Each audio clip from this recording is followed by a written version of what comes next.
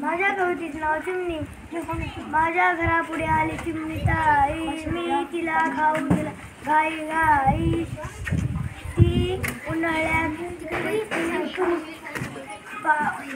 मी तिला दिले वाटीभर पाणी.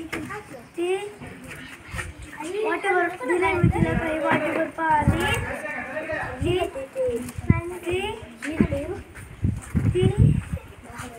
ती अंघोळ करते इवलीशी पाणी.